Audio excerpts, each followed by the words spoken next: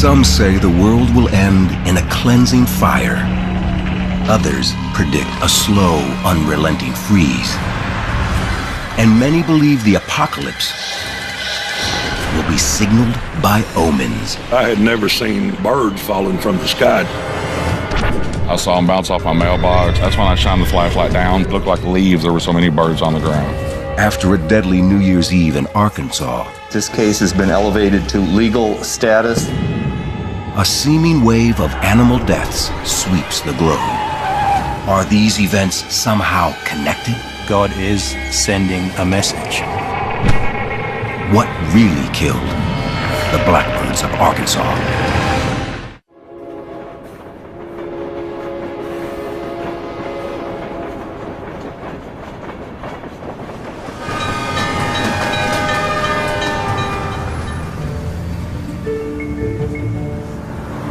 Beebe, Arkansas. December 31st, 2010.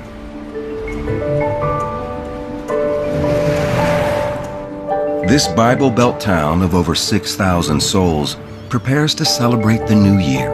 Tomorrow's the new day. No, tomorrow's a new day. A new year. Ready for the countdown. Around the world, the arrival of the new year is an occasion of optimism. A time to chart a new and better course. But in Beebe, a bumpy night lay ahead for residents and city officials.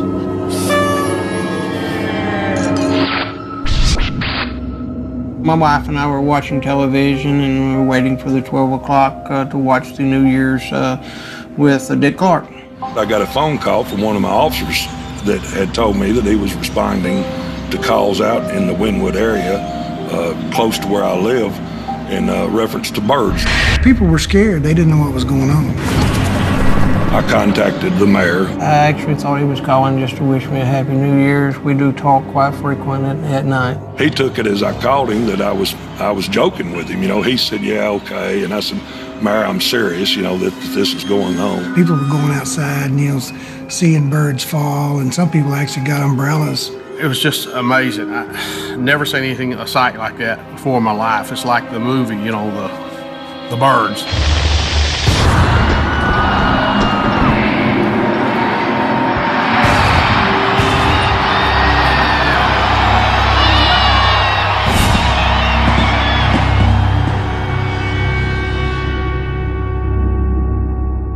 The light of New Year's Day reveals that red-winged blackbirds had fallen from the sky.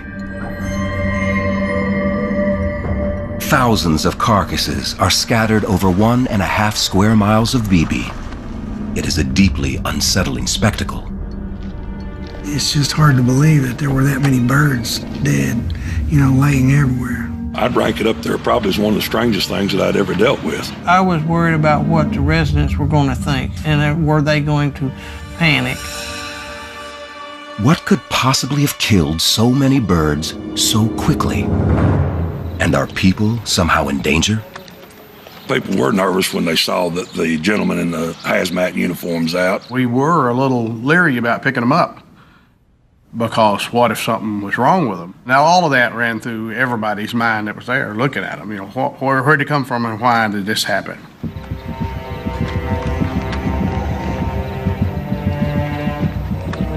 Compounding the mystery are other animal deaths.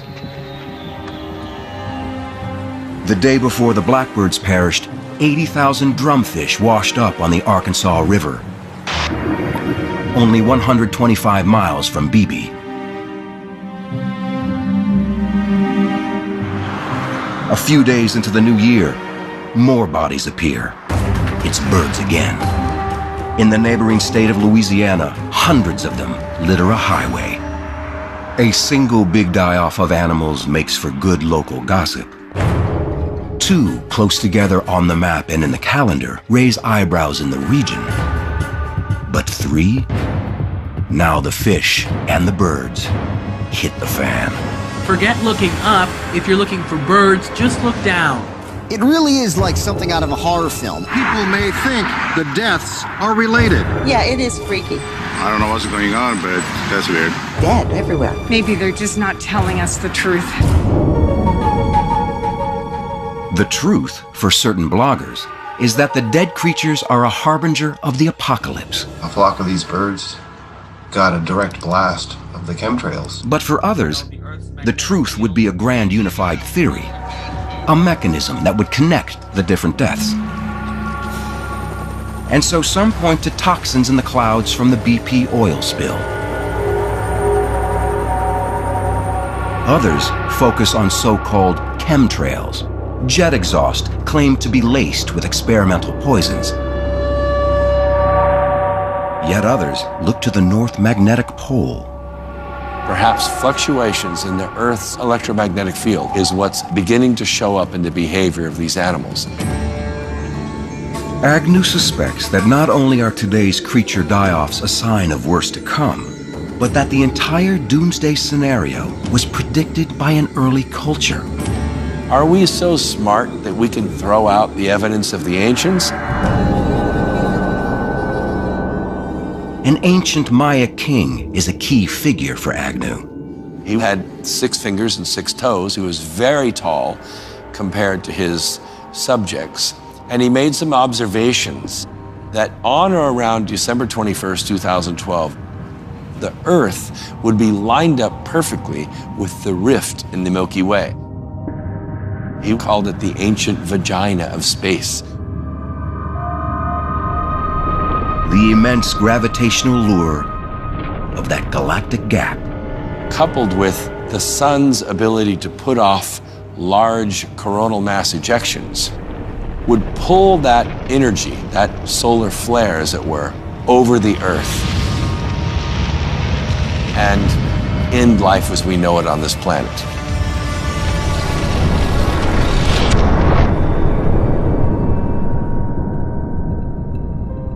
Another theory of animal deaths involves a government conspiracy.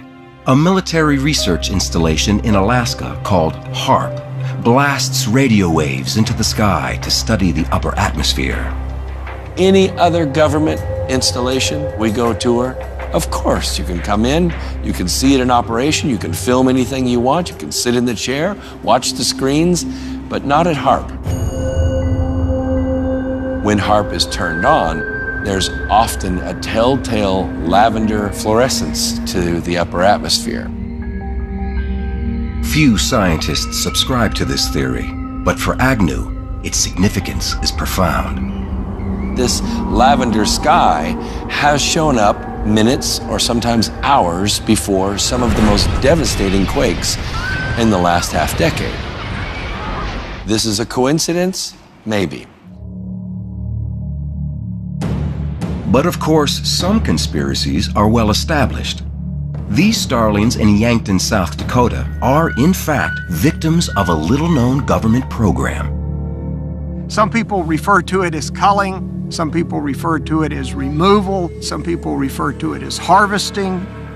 In all cases, the animal dies.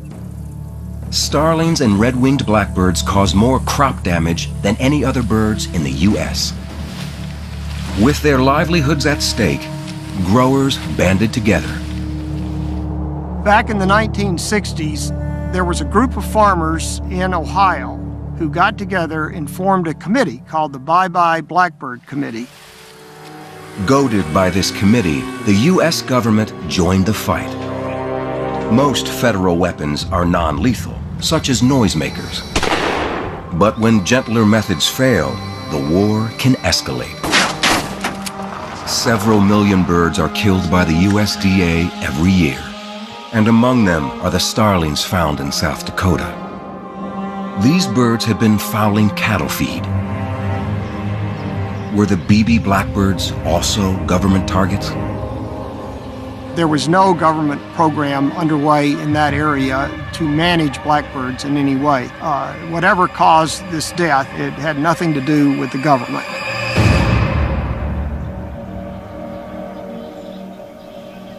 Still, thousands of blackbirds are dead, and they certainly had enemies in BB. where I live, I moved there 24 years ago, and they were roosting behind my house. I had to use a butane gun to get them away from me, and they killed probably 10 cedar trees. You're going to run them off over there? They're going to clear that? You're going to run them right over here or somewhere else? They carry diseases. Where they use the bathroom, that carries diseases, you know, and that, I mean, they put out a lot of. Yeah, like I said, it's that deep. I mean, it's dangerous. It's, you know, you wouldn't want your kids playing over there. I bet the neighbors over there would love to poison them. Yeah. They need to kill these blackbirds.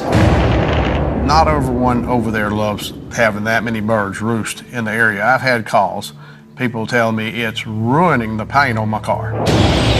What are you going to do about these birds? My answer was, you know, what can we do? We can't kill the birds, you know. I have had some visits from some of the residents requesting that what we could do about the roosting area. I don't think it was an intentional act. It's a small town. Strictly an accident that this happened. There's a lot of good people here. It's a good place to live. I have had a lot of emails. Very low crime. That God is sending us a message. That's exactly what I believe is strictly an accident. Near the end of time. We have birds that's falling out of the sky. Beware.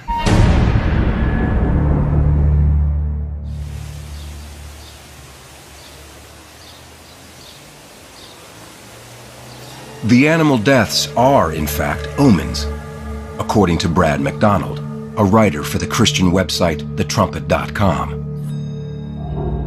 I was just skimming the news, and over a period of an hour or two, it was just story after story of bizarre deaths of animals.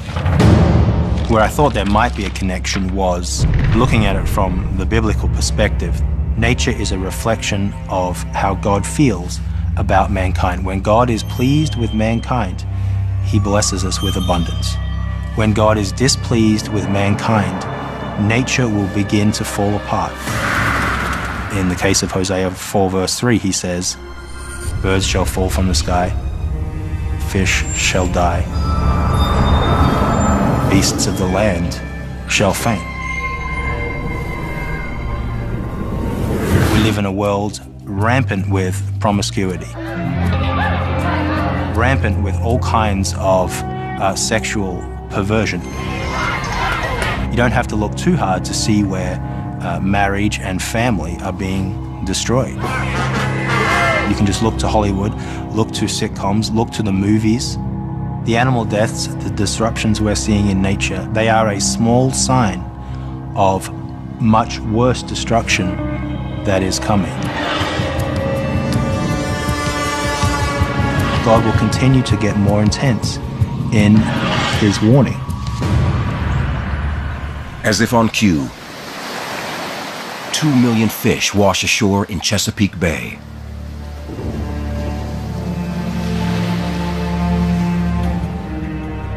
More blackbirds die, this time in Kentucky. 2 weeks later, in the Midwest, some 200 cows meet their maker. As the wave of animal misfortune seems to build in early 2011, some suspect that the deaths are omens of the apocalypse. Officials in Beebe, Arkansas continue to investigate the thousands of creatures that died on New Year's Eve.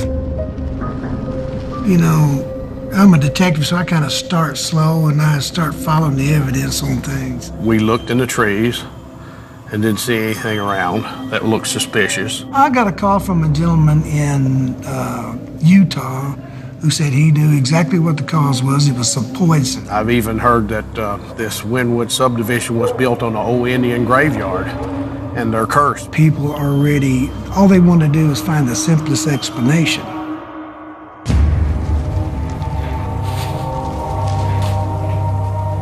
It's a true account, simple or not. That's the quest of the National Wildlife Health Center, the CSI of strange animal demises.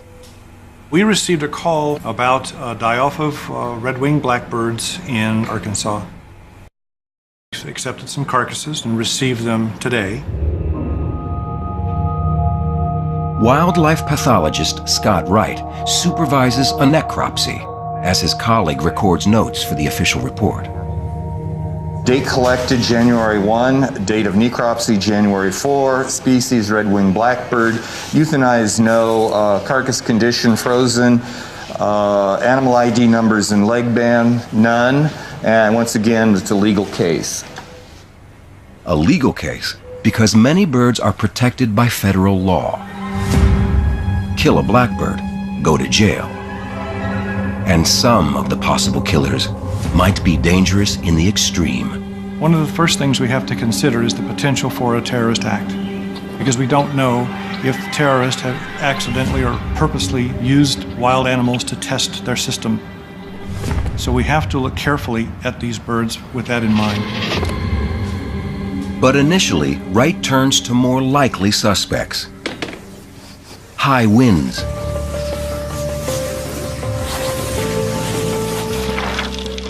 hailstones, lightning, gunshots, poisons, infectious diseases. The lab results now come in. What I have here is the final report. We've tested numerous tissues. We've looked for chemicals, we've looked for poisons, we've looked for disease. None of that is there. Everything came back negative. With these findings, Wright can rule out both terrorism and government killings. And this leaves him with only one telling clue: what he saw in the body cavities during the necropsies. One of the things we did observe was hemorrhage. Blood where it shouldn't have been. Hemorrhaging in the lungs, hemorrhaging in the liver. New paragraph, necropsy comments. The probable cause of death in this adult male red-winged blackbird was trauma to the head, neck, and left side of the thorax. We have determined up to this point, based upon our examinations of these carcasses, that they died of blunt force trauma. They crashed into fixed objects at normal rather than wind-whipped flight speeds. Wright has taken the case as far as he can. And so others must now try to solve the mystery of why the blackbirds crashed. The birds are daytime flyers. So what were they doing out in the dead of night? Cornell ornithologist Kevin McGowan has come to Arkansas to see the BB flock for himself. Complexity of the whole group is just staggering. A wooded area in the middle of town is the winter home base for 1.5 million birds, mostly red-winged blackbirds. After feeding in nearby fields, they return to the trees at day's end. First, they gather at the lot's edge. Then, at last light, each bird makes a key decision: relocating to the tree where it will usually spend the entire night. Blackbirds don't see very well in the dark, so when it's dark they stay put in the roost, and they only really come out of the roost once it gets light enough to see. The only thing that I can think of that would make them move would be being scared by something. So on New Year's Eve, something must have frightened the blackbirds out of the trees. A loud sound is the most likely possibility. And birds that didn't take off because of the noise itself might have been terrified by the alarm calls of other blackbirds. They were rudely awakened in the middle of the night, and they did basically what anybody would do. That is, they were trying to get the heck out of there in a hurry, so there's panic. The investigation of the BB deaths now has a new focus. What was the nature of the noise that triggered the fatal flight? At the Rotterdam Natural History Museum in the Netherlands, the mystery of the BB blackbirds has caught the attention of bird expert Kees Moeilijker. I've been in the dead bird business for about 20 years now. I'm very interested in birds, and it's my job to collect and preserve them. Birds die every week colliding with the museum's windows. An estimated 1 billion birds die every year from striking glass in the U.S. alone, which puts the Arkansas incident in perspective. Those thousands of dead blackbirds in Arkansas, that was just minor mortality. There were well over 1 million roosting birds. 20 or 30 years ago, nobody would have noticed these birds. I mean, maybe there was a story in the local newspaper and that's the end of it. But now everybody has social media. It starts rolling as a snowball. Muliker has studied strange animal demises from the days when tweets only came from birds. Take a newspaper account from Baton Rouge, Louisiana in 1896. In the early morning, 200 or more birds dropped dead from the sky. It was eyewitnessed by several people. There were wild ducks, woodpeckers, catbirds, and a number of colorful tropical-like species. And this was, in fact, the first and the earliest report of dead birds falling from the sky. This happened on a clear day with beautiful weather, with a blue sky, with no winds whatsoever. It makes it really amazing. If there was like a tornado somewhere, that's enormous power that can lift anything. And so birds can be lifted and fall somewhere else. The same phenomenon might explain other historical reports. We have, for example, worms, toads and frogs, salamander, and even fish, snakes. So there's a whole zoo that came down from the sky. As Muliker contemplates the archival record, today's seeming wave of deaths appears to be spreading around the globe. In Brazil, 100 tons of fish turn up near the shore.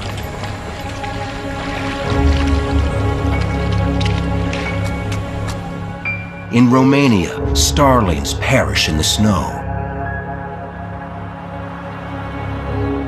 And in New Zealand, snapper wash up on a beach, some bizarrely missing their eyes. Could these deaths somehow share the same cause? What makes a pattern of events suspicious? Perhaps these gumballs can offer an answer. If blues and yellows are mixed 50-50, what if 6 yellows come out in a row? It feels notable. But how many times did you turn the handle? With 3 turns a minute around the clock for a week, you'd actually get around 200 runs of 6. We're so attuned to runs that we give them more weight than they're due. It would be the same with animal die-offs. We see deaths, but miss all the times when animals don't die. And once you have a pattern on your mind, say the headlines about dying animals, you start to see the world differently.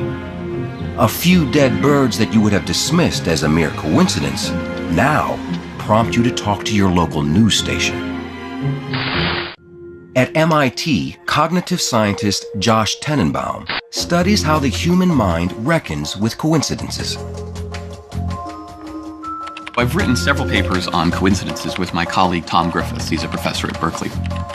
We were trying really hard to finish up the last draft on a paper before heading out on our winter holiday breaks. But you know how these things go. We didn't quite get it wrapped up. I remember exchanging some emails saying, okay, we're both going on vacation and we'll be in touch in a few days. So flash forward a few days, I'm sitting there in the hotel next to the beach, but doing the last data analysis. And I sent it off to Tom and said, okay, here's the last data. Take a look at this and I'll be back online in a few hours if you want to get back to me. So then I head out with my wife to a new restaurant we were trying in some back street in the nearest small town, Lahaina. And we walk in the door of the restaurant, and who should we see there but Tom and his wife. I knew he was on vacation too, but I had no idea that he would be on vacation on the same island, on the same part of the island, in the same small town, going to the same small Thai restaurant in some back street. This paper was full of really interesting data on coincidences, but I think this was actually the most interesting single coincidence that I've seen. But was Tenenbaum's coincidence really as amazing as it seemed? He had emailed 50 other people on the same day, but didn't run into them. Maui is also a common vacation spot. And there's one more factor. His wife and my wife were vegetarians, and this was supposed to be the one restaurant that was good for vegetarians. Taking a step back, is this the kind of coincidence that makes you rethink how the universe works? Makes you think that somebody's pulling strings behind the scenes? Well, not really. But others are quick to imagine a hidden force that pulls strings. And for clues, they have traditionally looked to one place: the heavens. As long as people have been looking at the sky, they've noticed comets, they've been mystified by them, maybe sometimes terrified by them. They've been seen as signs of the supernatural, maybe divine portents. But in the early 1700s, astronomer Edmund Halley started a different line of thought. He noticed a comet that had been seen a few years ago had very much the same orbit, the same path through the sky as comets that had been seen previously about 76 years before and about 76 years before that. The fact that these orbits lined up was a huge coincidence. The coincidence made no sense if comets were unrelated one-off events. So Halley got to thinking. There's got to be a reason for this. It's got to be the very same object that's moving through the sky each time. Halley's comet, then, was not a shout-out from God, but a new kind of object, orbiting the sun like a planet. It was an epic scientific breakthrough. Coincidences turn out to be so important that our eyes and brains are wired to detect them. Take these shapes. When the jaws are lined up perfectly, you see an illusion. This alignment is such a big coincidence, your brain figures it's more likely that a triangle is sitting on top of 3 complete discs.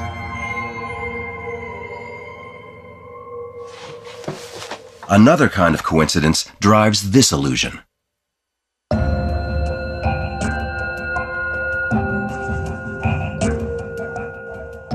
Changing your vantage point reveals the real shape.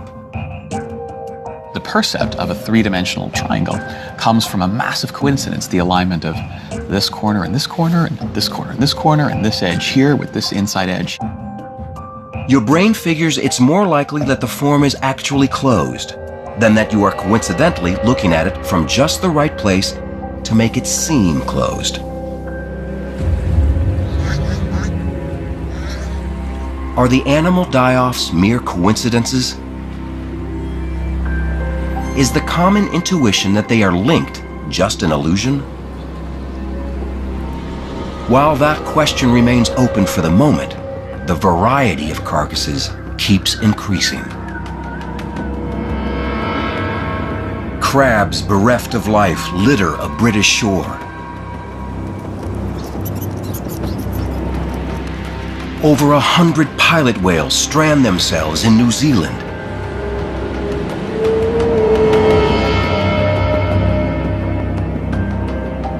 Harp seals wash up on Labrador beaches. For Christian columnist Brad McDonald, each new die-off is further evidence of God's intent.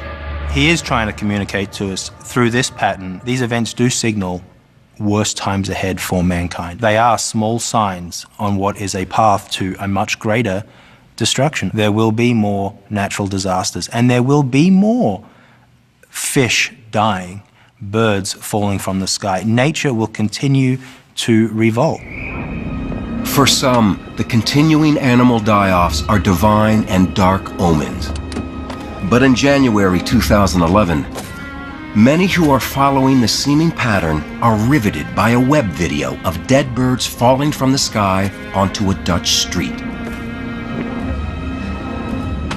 Within 2 hours, it gets 20,000 hits, according to the filmmaker, Hezo Spijkerman. And he starts to get calls. We hadn't thought about it that the Dutch media would call us, so a little overwhelmed by what happened. We just told them it was fake. Spijkerman, a digital artist, had been captivated by the BB blackbirds. I wanted to make a picture for myself how it would have been to be there. I made a couple of stories in my mind's eye about couples being in love in a cafe and watching outside and birds starting to fall, and they're running outside to watch what's happening and being shocked, amazed, scared. In his studio, Spijkerman added digital birds. I realized that it wouldn't be that realistic when you get real close with the camera, so I decided to get one real dead bird. So I started searching for stuffed birds online, and I found actually one. It costed 15 bucks, but I guess that was a little bit too much for a dead bird. Then a good friend of mine suggested, why don't you call a local animal shelter? They had one almost frozen, and yeah, that's our actor, our star. Next came the video's intriguing title. The title of the video says, what the just happened here? And yeah, that works really good because people get really curious what had happened. So they watch the video. It was actually real fun to see people starting arguing with each other online. Some people being really technical, claiming it to be fake. Other people saying there's something wrong with nature and that we should listen to nature's voice. People who were seeing immediately that it was fake, but laughing me for doing it. A lot of reactions contained a lot of conspiracy theories. I think 2 events combined by a journalist is enough to create a new story. So when another 2 events happen, well, the conspiracy theory is born. The point, once a sensational idea is in the air, new evidence must be evaluated with extra skepticism, because people have an urge to become part of the story. If Spijkerman needed powerful digital tools to put himself in the middle of an animal die-off, all one BB Arkansas resident had to do was to open his front door. An eyewitness to the blackbird deaths has stepped forward. Mike Overstreet lives near the roost. I heard a lot of noise outside, a lot of whooshing, a lot of thumping outside. I stood up, walked outside to see what it was. I could hear the birds coming over. It was just a loud sound, like thousands of wings, but I couldn't see what it was. So I turned on the flashlight and looked up. It was just a mass of birds all flying northwest. The sound sounded like water. It was just unnerving. It was confusing. I actually had no idea why they were doing what they were doing. They were banging into my mailbox. They were banging into the automobiles that were parked on the street. A couple of times I actually had to move my head left and right from fear of being hit by a bird. I really couldn't see them that well. They were, it was dark. All I had was the flashlight. The ground looked like it was covered with leaves, but they weren't leaves, they were actually birds.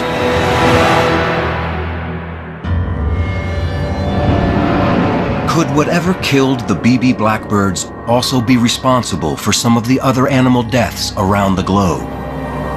The wide nets cast by some investigators are coming up empty. The plume from the burning BP oil slick could not have reached every place that animals die. No convincing evidence has been produced that chemtrails, toxic jet exhaust, even exist. Listen, nobody messes with jet fuel. No self-respecting pilot that I know of would fly an airplane knowing that they're putting chemicals out of the exhaust into the air. Those aren't chemtrails. Most physicists don't believe that the cleft of the Milky Way could pull solar flares over Earth. And no one has explained how today's slow changes in Earth's magnetic field would harm animals or their navigation. In any case, the BB blackbirds did not die when finding their way is most critical, during their annual migration. As for HAARP, the Atmospheric Research Station, no evidence points to its operation on New Year's Eve. In the events that occurred in Arkansas, neither the lavender sky nor the radio signals were present. We have to negate HAARP. Hello again, everybody. I'm Chief Meteorologist. Let's try it again. 3, 2. A new kind of evidence now illuminates the BB bird deaths, thanks to the curiosity of Cleveland television meteorologist Mark Johnson. He'd been hooked on the case from day one. First day of the year, a headline popped up on the AP about all these birds falling from the sky. Thousands of them showing up dead on people's doorsteps and front yards and driveways. I'm the kind of guy who wants to find some sort of logical explanation for this. So I kind of pulled up the old radar archives of that particular moment. The birds were close enough to the radar to appear in amazing technicolor. From nothing to this big plume spreading out over BB, Arkansas in about 12 minutes. He started blogging about the blackbirds and other animal deaths. People around the world were reading this blog, not just that day, but for weeks on end. It was a huge story. People wanted to know what happened. Then Johnson had a key insight. Instead of looking at the BB radar data in 2D, he switched to a 3D display. And now, a strange turbulent mass appeared in the sky. Look at this area of turbulence, almost perfectly circular, with a bullseye of turbulence right in the middle, right over the birds. Here, between 1,000 and 2,000 feet, we have birds. Something mysterious going on above the birds between 7,000 and 12,000 feet. The turbulent feature can't be another part of the flock. Blackbirds just don't fly this high. For all his years of looking at radar, this was something completely new. I've never quite seen this perfectly elevated, vertically rising anomaly. It seemed to me like there's something there, something in the air that was causing these birds to fly and to scare the heck out of them, to be honest with you. Animals live and die, that's a natural process, but for thousands of blackbirds to die, that's pretty unusual, and that needs some investigation. So what's the red blob over BB? A freak weather event? Massive fireworks shot up high in the sky. The mysterious feature is now being analyzed at MIT. Definitely different than things we've seen before. Yeah. Even the world's foremost radar experts are baffled. The strange radar signature above BB on New Year's Eve may be the missing clue that will explain the blackbird deaths. Intrigued, specialists at MIT Lincoln Laboratory joined the case. First, they determined that the blackbirds took off not just once, but repeatedly. So here's the first exodus, second, third, fourth, some smaller ones, 5, 6. And then later in the night, we still see this sort of blue haze in the vicinity of the bird roost, indicating that the birds are still airborne in that vicinity, and that continues until the end of the loop at around 7 a.m. the next morning. Never before have blackbirds been reported to fly for so long at night. Do blackbirds take off routinely on winter nights? We looked at other random nights around that time of the year. We didn't see birds leaving the roost most of the time. So the sound that scared the birds on New Year's Eve was probably out of the ordinary.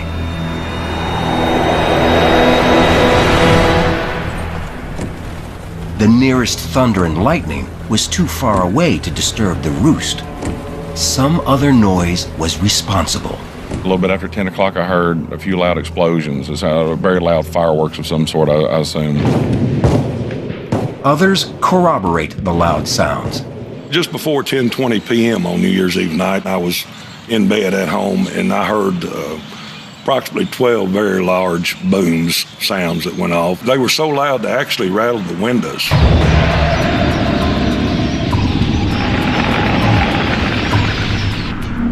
Another factor now comes into play. Conditions for sound conduction that night were favorable. Warmer air lay above cooler air, a temperature inversion. A temperature inversion can act like a lid on the sound so that the sound can travel a lot farther than usual. If there was a very loud sound that was produced, say 10 miles away, then it might have been heard in BB.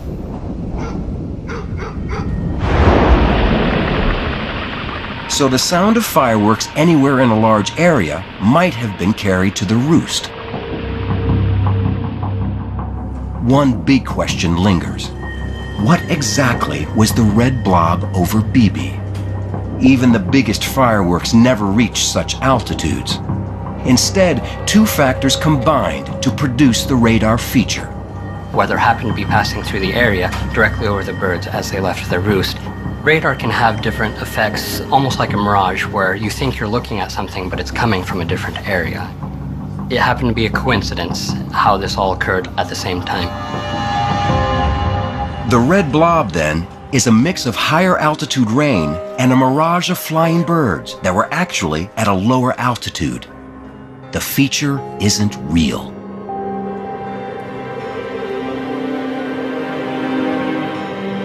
The case of the BB blackbirds is now closed. Unusually loud fireworks may have been boosted by sounds conducted from miles away. The distress calls of a few blackbirds may have scared much of the roost into the air in a snowball effect. Panicked and flying blind, birds died by the thousands after crashing into fixed objects. In many of the other animal cases, investigators are now discovering the causes of death. The 80,000 drumfish on the Arkansas River died from a condition like the bends, called gas bubble trauma. When the dam's gates are opened, air is stirred into the water. On the day the fish died, the water was cold and so could hold more gas. The birds on the Louisiana highway were whipped by wind into power lines. In the Chesapeake, fish died from unusual cold. The Wisconsin cows died from eating moldy sweet potatoes. The starlings in Romania perished from alcohol poisoning after eating a winery's leftovers. In New Zealand, the eyeless fish had been dumped illegally by a trawler. The deaths that once seemed to so many people to be obviously related now look like mere coincidences.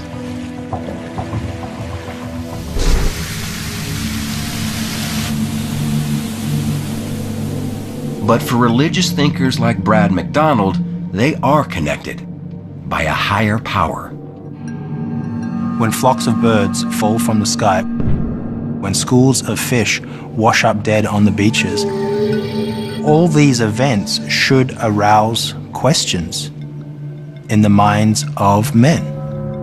Questions do indeed arise. For MacDonald, they are about God and morality. For Josh Tenenbaum, they are about something no less lofty: the nature of the human mind. Science and superstition often start at the same place, with noticing some coincidence, but they end up somewhere very different. Coincidences are responsible for some of our greatest irrationalities, seeing patterns that lead us to superstitions, conspiracy theories. On the other hand, they're responsible for some of our greatest peaks of rationality, new scientific theories.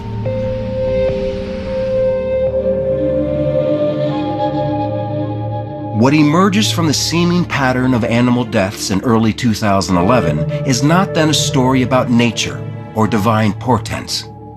My view is it's telling us something much more about how our brain works, the way our brains are designed to make the leap, and it is a leap from a pattern of coincidence to meaningful stories about what causes what. The blackbirds of BB and other unfortunate creatures are telling us about our own remarkable pattern-finding powers that allow us to bring light to a sometimes dark and confusing world.